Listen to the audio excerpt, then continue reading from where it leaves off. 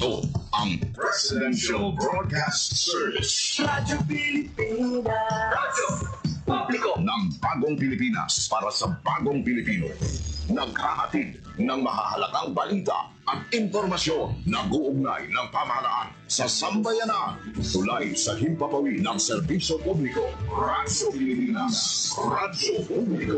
Ang boses ng Pangulo sa Iloilo. Radyo Pilipinas. 585 AM. Oras sa Radyo Pilipinas alas 4:07 sa hapon. Gikan sa hulot balitaan sa PBS, Radyo Pilipinas, Iloilo.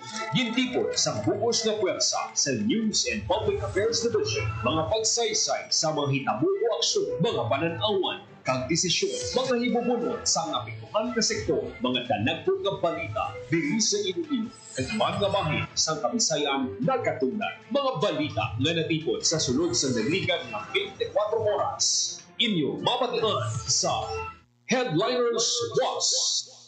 Kagkaroon, yari ang inyong PBS News Team.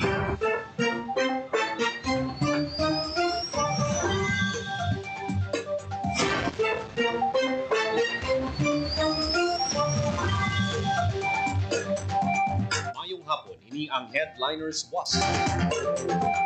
Biyernes, Nobyembre 7, tuwing 2025. Kinainyo tang balita yung set call ng nasa kagkaroon sa mga pangulong. Headline. Preemptive evacuation ginmando sa RDRRMC 6 bilang pagpanganda sa Super Typhoon 1. Headline. Governor Defensor ginpangabay ang proactive action, preemptive evacuation samtang kapalapit ang Bagyo 1. Headline. Death toll sa Negros Occidental bangod sa Bagyong Tino nagdangat sa 47, missing yara pa sa 50. Headline. Ulig para sa supply sang ilimnon nga tubig sa Negros Occidental ginapangabay sang PDRRMO. Headline. Kagkaroon sa detalye na sang aton mga balita. Radyo Pilipinas. Radyo Pilipinas News. Duan sang Office of Civil Defense Region 6 ang tanang provincial, city kag municipal DRRMCs sa Western Visayas nga magpatigan sang preemptive evacuation sa mga lugar nga ginakabig high risk sa posible nga epekto sang Super Typhoon 1. Suno sa abiso sang pag-asa, magadalang bagyo sa mga basko nga hangin kag malapat nga pag-ulan, posible magabot sa heavy to torrential rain sa madamo nga bahin sang pungsod.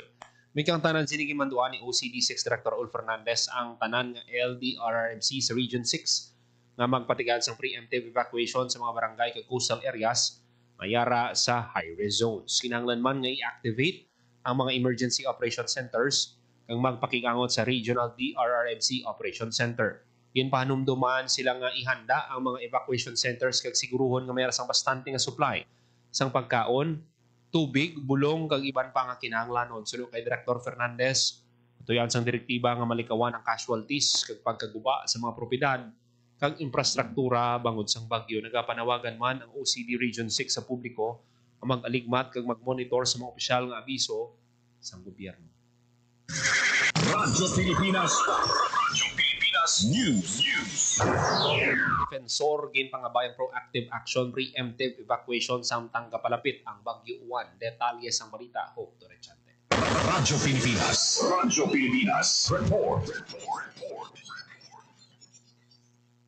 Nagpatawag sang Sinapor si Governor Arturo Defensor Jr. kaupod ang Provincial Community Defense Action Cluster agud hambalan sang temprano mga pagpanghanda sa Bagyo Uwan nga nagapasulod sa Philippine Area of Responsibility. Gin-highlight sa meeting ang paghatag atensyon sa mga vulnerable areas kaangay sa mga coastal barangays kag mga nabukid nga lugar nga prone sa storm surge kag landslides. Kinahanglan man ang preemptive evacuation bago pa man mag-abot ang bagyo. Sandig sa forecast ang pag-asa, posible maglandfall si Uwan sa Northern Luzon sa Domingo sang gabi o kun Lunes sang aga. Ang probinsya sang Iloilo naman posible maka-eksperyensya sang kasarangan tugtog nga basko nga ulan sa Domingo kag Lunes. Para sa Bagong Pilipinas, Hope Torrechante, Radyo Pilipinas, Radyo Publiko. Radyo Pilipinas. Radyo Pilipinas Pilipinas News. Sa 47 ang numero sa mga napatay kag 50 pa ang padayon nga ginapangita sa Negros Occidental bangod sa pagpanghalit sa Bagyo Tino. Ang mga insidente nga ini ang padayon pa ang gina-verify sa mga otoridad sa pinakauli nga datos sa Negros Occidental Provincial Disaster Risk Reduction and Management Office. 12 ang nabalang nga napatay sa La Castellana, 7 sa Hinigaran, 6 sa Bago City kag Moises Padilla, 4 sa La Carlota City kag Binalbagan, 3 sa San Carlos City, 2 sa Murcia, kag may tig-isa sa Isabela kag Himamaylan, samtang sa 50 nga missing, 18 ang hinapangita sa La Castellana, pareho nga may 11 sa La Carlota City kag Moises Padilla, 5 sa Bago City, 3 sa Isabela kag 2 sa Hinigaran. Sa subong nagapaday ng verification pati ng search and rescue operation sa mga otoridad sa mga apektado nga lugar. Radyo Pilipinas News. Isang bulig ang Negros Occidental Provincial Disaster Risk Reduction and Management Office sa publiko nga buligan ang mga apektado nga komunidad sa supply sang ilay limnon nga tubig. Bangod sa tuman nga pagbaha sa pila ka lugar sa Negros Occidental, tuman nga naapektuhan ang mga ginakuhaan sang tubig sa madamo nga komunidad. Sulo kay Brian Larry Senior, Deputy Manager sa Negros Occidental, mukasgid ang provincial government sa tanan nga luyag magpalabot sang bulig sa mga apektado sa Bagyo Tino sa Bago City. Ang City Disaster Risk Reduction Management Office kaupo ng mga partners sining ahensya ang padayon sa paghiwat sang rasyon kag pag-refill sang matinlo nga tubig para sa mga bagunhon. Radyo Pilipinas News. Governor Javier nagpasalamat sa 40 milyones ka bulig din sa presidente. Detalye sang balita, Hope Torrechante. Radyo Pilipinas. Report. Nagpalabot sang pasalamat sa Governor Paulo Javier kay Presidente Ferdinand Marcos Jr. sa bulig nga ipadala sa probinsya sa Antique na naapektuhan bangod sang Bagyong Tino. Naibaluan niya lakip ang mga probinsya sa Western Visayas kag ang Negros Occidental sa makabaton sang 250 million pesos nga bulig bangod sa halit nga gimbilin ni Bagyong Tino sa Damlaglang. Tig 50 million pesos sa Capiz, Iloilo kag Negros Occidental kag tig 40 milyones pesos naman sa Antique kag Aklan kag 20 million pesos sa Guimaras. Ginanunsyo ni Malacañang Palace Press Officer Claire Castro sa November 6 na ang Office of the President nag-release ang kabilugan niya 760 million para sa mga naapektuhan sa Bagyong Tino. Para sa Bagong Pilipinas, Hope Torrechante, Radyo Pilipinas News. Ike bangod sang Bagyo Tino nakabalik na sa ilang mga puluyan. Detalye sang balita, Hope Torrechante. Radyo Pilipinas. Report. Nakabalik na sa ilatag sa kamapuluyan ang mga evacuee sa probinsya sang Antique nga gin-evacuate bangod sang Bagyong Tino. Ini ang gin-report ni Governor Paulo Javier sa interview sang Radyo Pilipinas. Sunod sa gobernador nakapauli na ang tanan nga evacuee sa November 6. Ini sa tapos nga magpangabay si Javier nga magpabilin anay sa evacuation centers tubtob November 5 bangod sang posible ulan nga ibilin pa sang Bagyong Tino samtang nagapagwa sa Philippine Area of Responsibility. Ginsiling sang amay sang probinsya naglabot sa 55,000 ka pamilyang naapektuhan sang Bagyong Tino sa Antique. Nakabalik naman ang linya sang komunikasyon kag kuryente sa probinsya suno kay Governor Javier. Sa karon pudayon ang relief operation sa Antique. Para sa Bagong Pilipinas, Hope Torrechante, Radyo Pilipinas, Radyo Publiko. Radyo Pilipinas News. Sa 10.6 million pesos ang halitan nga na-record sa sektor sang agrikultura sa Western Visayas bangod sang Bagyo Tino. Base sa pinakauli nga situational report sang Office of Civil Defense Region 6 kag sa ginpatikay nga damage assessment sa Department of Agriculture Region 6. Sa nasambit nga report, sa 111 ka mga mangunguma kag mangisda ang apektado samtang masobra 455 ka hektarya sang pananom ang nahalitan sa reyon. Pinakadako nga kalitan ang na-record sa probinsya sang Iloilo nga naglabot sa 7.5 million pesos. Ginadsundan sang Antique nga may masobra 3 ka milyon kag Aklan nga nag-record sang 41 mil pesos. Paday naman nga ginamonitor sang OCD6 DA ang kalaparon sang kalitan agud maghatag sang bulig sa mga apektado nga mangunguma. Radyo Pilipinas News. Labot sa 9.1 million pesos ang kalitan sa infrastruktura sa Western Visayas bangod sang Bagyo Tino. Nang sandig sa pinakauli nga monitoring sang Regional Disaster Risk Reduction and Management Council 6. Sa nasambit nga datos, 3.31 million ang record sa Aklan, 3.3 million sa Guimaras, 1.5 million sa Iloilo kag 980,000 ka pesos sa Antique. Ang mga nagkalaguba nga infrastruktura mga taytay kag dalan sa nagkalaylay nga bahin sa Western Visayas bangod sang bagyo. Radyo Pilipinas. Radyo Pilipinas News. Bangod sa 8,336 kabalay sa Western Visayas ang naguba bangod sang bagyo Tino.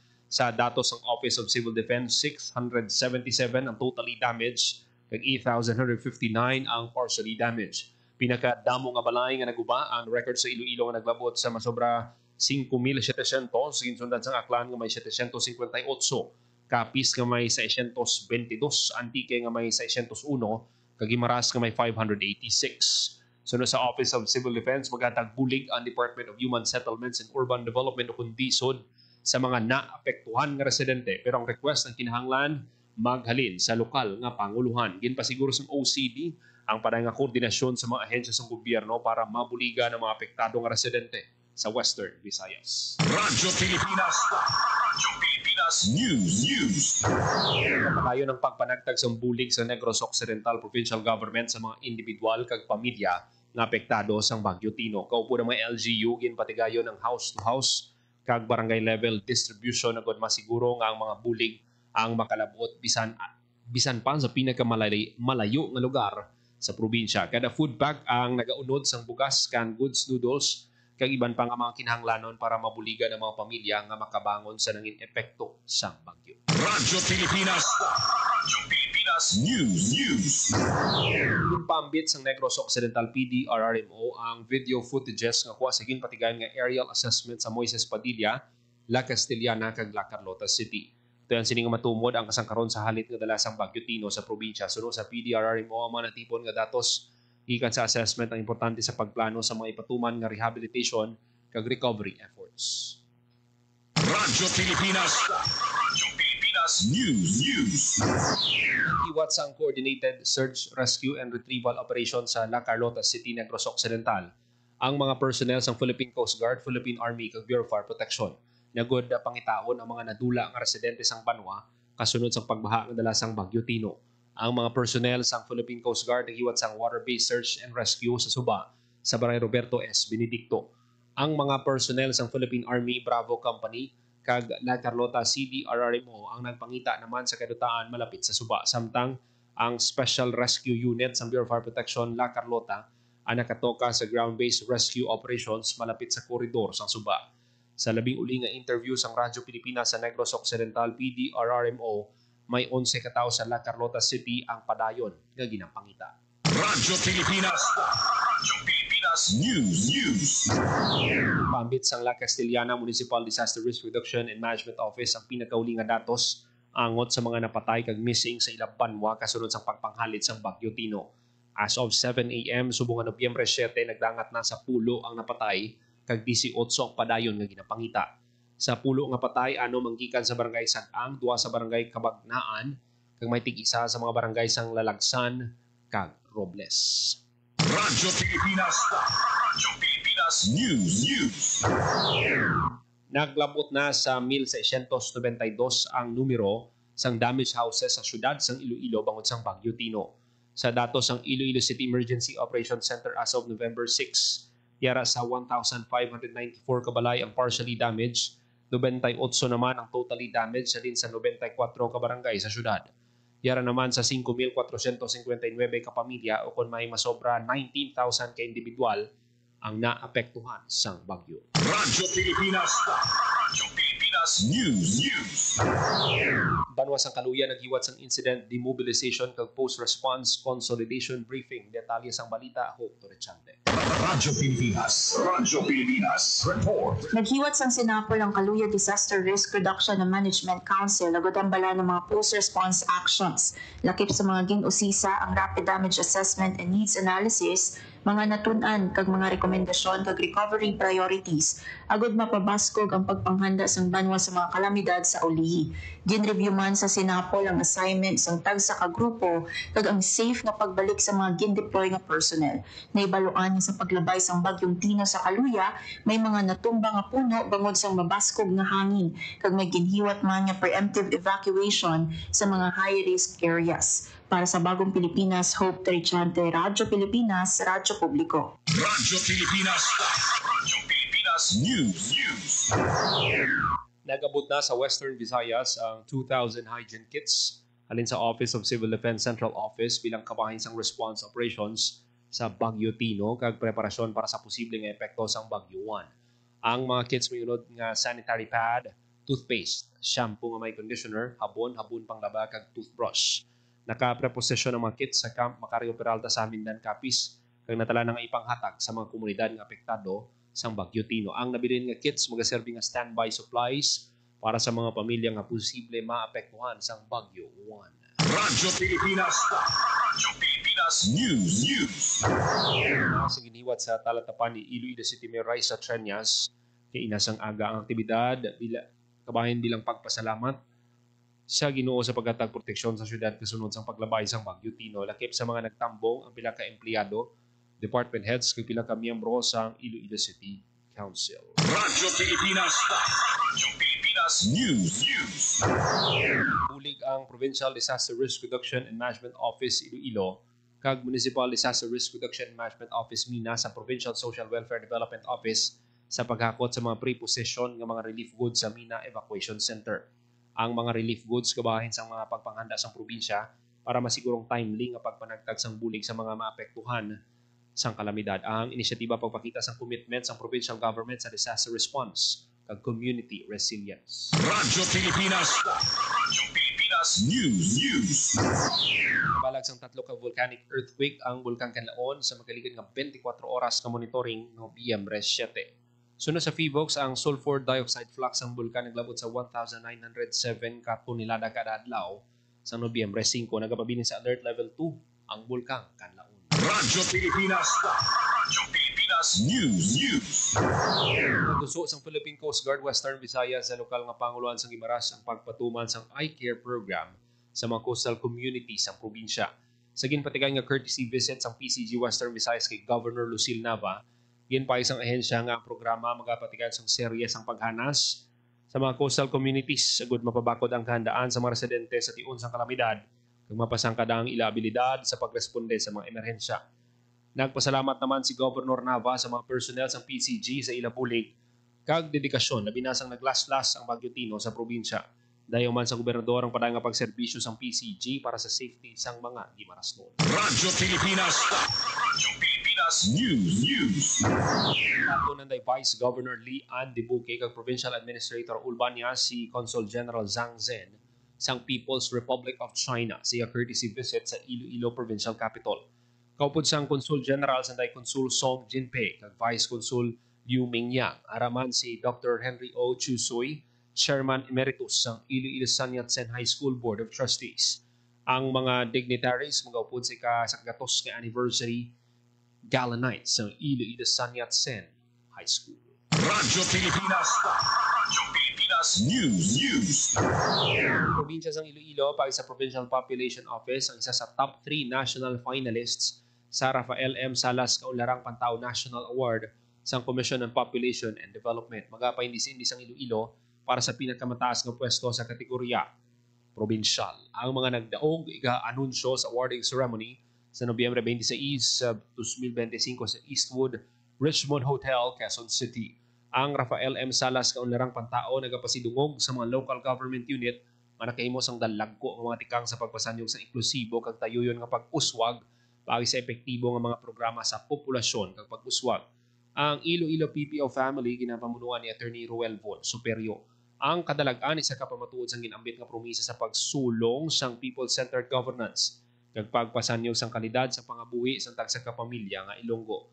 Samtang tuman ang pagpasalamat sang IPPO sa Iloilo Provincial Government sa pagpamuno ni Governor Toto Defensor kag sa bugos nga suporta sang sangguniang palalawigan sa pagpanguna ni Vice Governor Nathalie Ann Dibuque.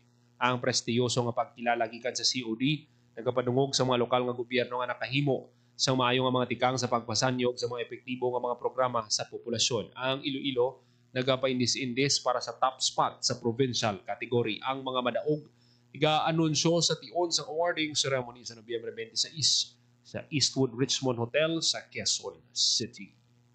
Radyo Pilipinas. Radyo Pilipinas Pilipinas News.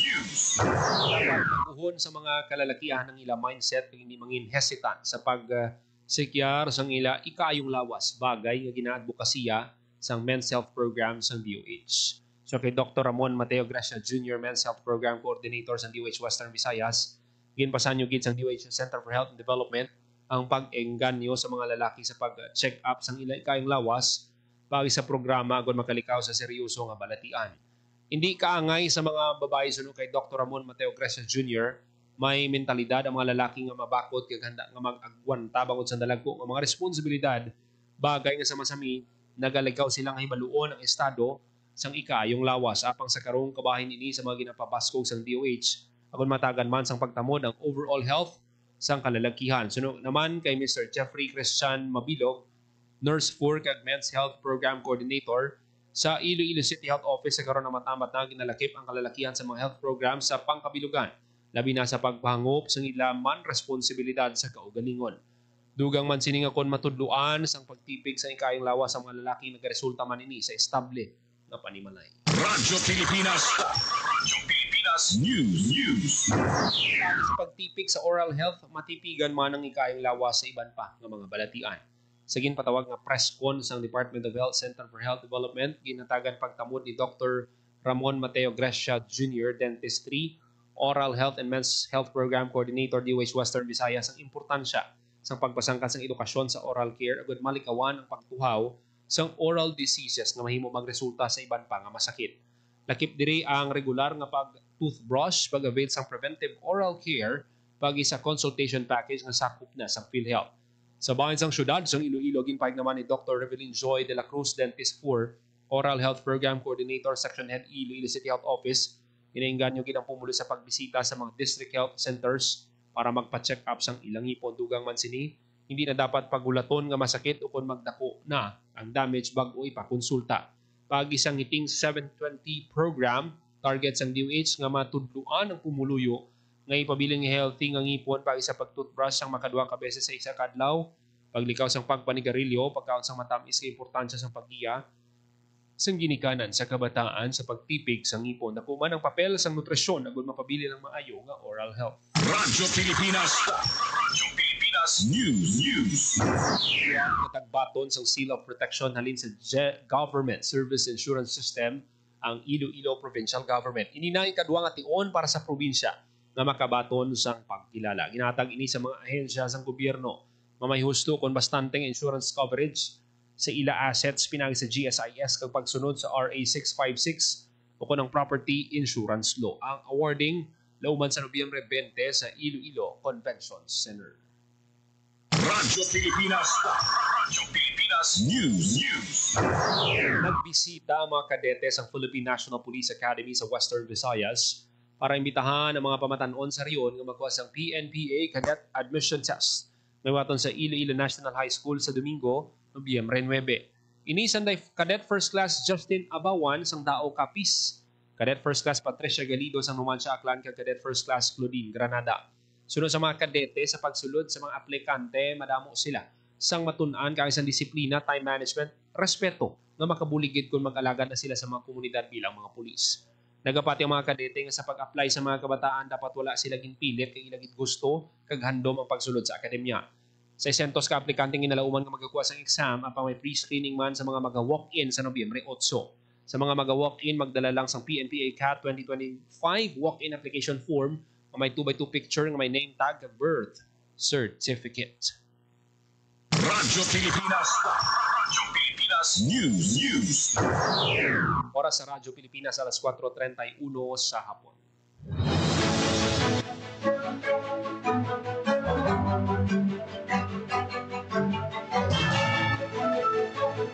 Ito manatipon nga balita sa PBS Radyo Pilipinas Iloilo News Team Biyernes Nobyembre 7, 2025.